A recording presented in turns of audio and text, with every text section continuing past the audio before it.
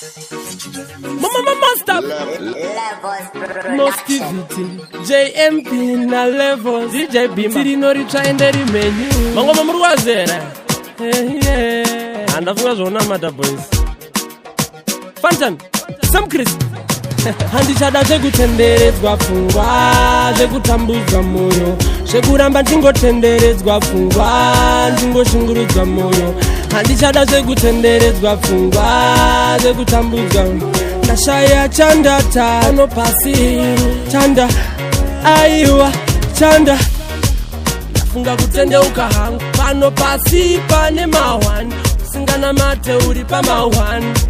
indavuma zvimwe zvinji ndapinda iko zvino ndafunda zvinhu zvese zvachinja muna Mwari ndapinda chada kuita zvakashata chada kubatana zvekutenderedzwa pfungwa zvekutambudzwa moyo zvekuramba ndingotenderedzwa pfungwa ndingoshungurudzwa moyo handichada zvekutenderedzwa pfungwa zvekutambudzwa ndashaya chandata chanda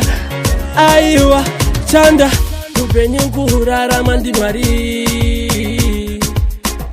uye zvipenyu zviri pasi ndezvaMwari chinganditadzisa kumushumira chi chinganditadzisa kumuimbira chi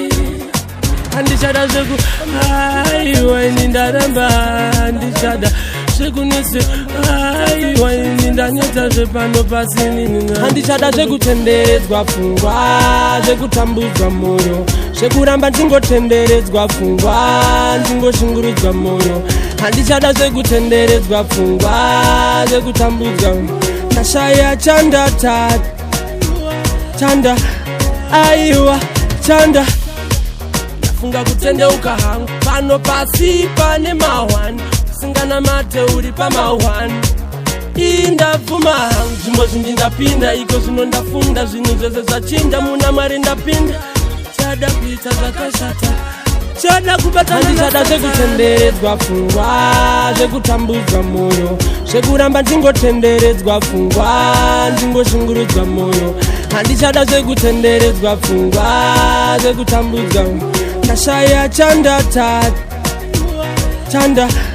aiwa chanda upenyu kuhurarama ndiMwari uye zvipenyu zviri pasi ndezvaMwari chinganditadzisa kumushumira chi chinganditadzisa kumuimbira chi handichada zveku aiwa ini ndaramba handichada zvekunese aiwa ini ndanyota zvepano pasi handichada zvekutenderedzwa pfungwa zvekutambudzwa moyo zvekuramba ndingotenderedzwa pfungwa ndingoshungurudzwa moyo handichada zvekutenderedzwa pfungwa zvekutambudzwa ndashaya chandata chanda aiwa chanda kabvunza ribe nyabo Scooby Hekipya aka Mostivity